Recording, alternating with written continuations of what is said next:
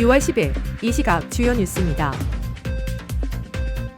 정부는 영업이익 연동 성과급의 주주 초미의 승인 의무화 방안을 검토하고 있습니다. 카카오가 2006년 창사 이래 처음으로 파업 사태를 맞았습니다. 코스피는 장중 급락으로 매도 사이드카가 발동되는 등 변동성이 확대되고 있습니다.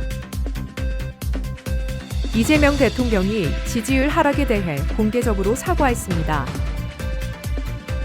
지난해 한국 기업의 전체 기업의 수익성 지표는 개선됐지만 영업이익으로 이자 비용도 감당하지 못하는 기업의 비중은 오히려 확대된 것으로 나타났습니다. 최근 삼성전자와 SK하이닉스가 영업이익의 10%를 성과급으로 지급하기로 합의하면서 산업계 전반에 파산이 일고 있습니다. 현대차와 기아노조는 영업이익 30%를 요구했고 카카오 노조는 15% 수준의 성과급을 요구하며 파업에 돌입했습니다. 이에 정부는 영업이익 연동 성과급에 대해 주주 초미 승인을 의무화하는 방안을 검토 중입니다. 이재명 대통령은 기자회견에서 노동자의 기여도와 투자자의 몫을 모두 고려해야 한다고 언급했습니다. 올해 국내 상장사 영업이익이 800조 원까지 늘어날 전망인 가운데 정부는 기업의 투자 여력과 주주 재산권 보호에 우려를 표하고 있습니다. AI 시대의 초과이윤 분배를 둘러싼 새로운 사회적 논의가 본격화되고 있습니다. 카카오가 2006년 창사 이래 처음으로 파업 사태를 맞았습니다. 전국 화합섬유식품산업노동조합 카카오지회는 10일 오전 10시부터 오후 3시까지 부분 파업을 진행했습니다. 카카오 본사를 비롯해 카카오페이, 카카오 엔터프라이즈 등 5개 법인에서 총 1,500여 명이 파업에 참여했습니다. 파업의 핵심 쟁점은 지난해 영업이익의 13에서 14%를 성과급으로 지급하는 방안과 500만 원 규모의 양도제 한조 건부 주식을 성과급에 포함할지 여부입니다. 노조는 판교역 광장에서 H스퀘어까지 행진도 벌였습니다. 다행히 카카오톡과 카카오페이 등 주요 서비스 운영에는 큰 차질이 없을 것으로 예상됩니다. 코스피가 8,000선을 깨고 6% 넘게 급락하며 매도 사이드카가 발동됐습니다.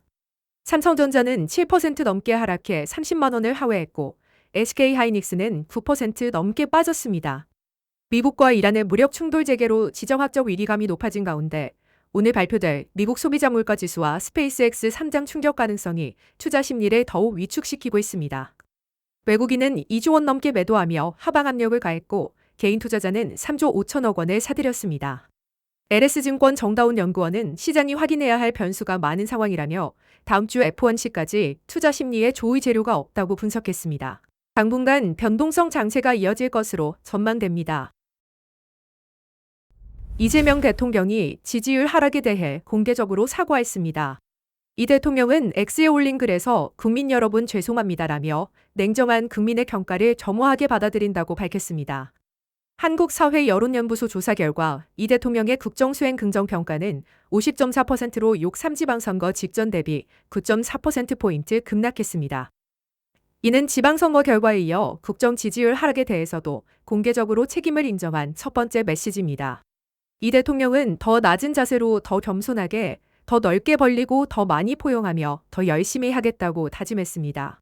앞서 취임 1주년 기자회견에서도 지방선거 결과를 최소한 성공은 아니다라고 평가하며 여권 내부 쇄신을 주문한 바 있습니다. 지난해 한국 기업들의 양극화가 심각해졌습니다. 한국은행 발표에 따르면 전체 기업의 이자 보상 비율은 369.8%로 상승해 수익성이 개선된 것처럼 보입니다. 하지만 영업이익으로 이자 비용도 감당하지 못하는 기업 비중이 39.9%로 2013년 통계 집계 이래 최고치를 기록했습니다. 영업적자를 낸 기업도 28.1%로 역시 최고 수준입니다.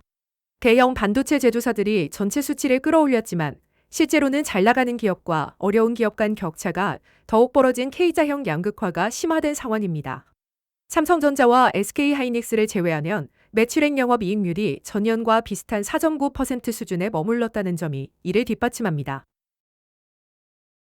한국은행이 지난해 지급된 민생회복 소비 쿠폰의 경제적 효과를 분석한 결과를 발표했습니다. 총 13조 5천억 원이 지급된 소비 쿠폰이 국내 총생산을 약 0.12% 끌어올린 것으로 나타났습니다. 소비 쿠폰 사용처의 월 평균 매출액은 비사용처 대비 2.91% 더 증가했으며 전국적으로 약 2조 8천억 원의 추가 매출 효과가 발생했습니다. 특히 비수도권 지역에서 효과가 더 컸고 잡화점과 음식점 등 생활밀착 업종을 중심으로 매출 증대가 확인됐습니다. 소득이 낮을수록 소비 진작 효과가 높아지는 경향도 나타났습니다. 한은은 소비 쿠폰이 민생 경제 안정이 시급한 상황에서 단기 처방에 적합한 정책이라고 평가했습니다.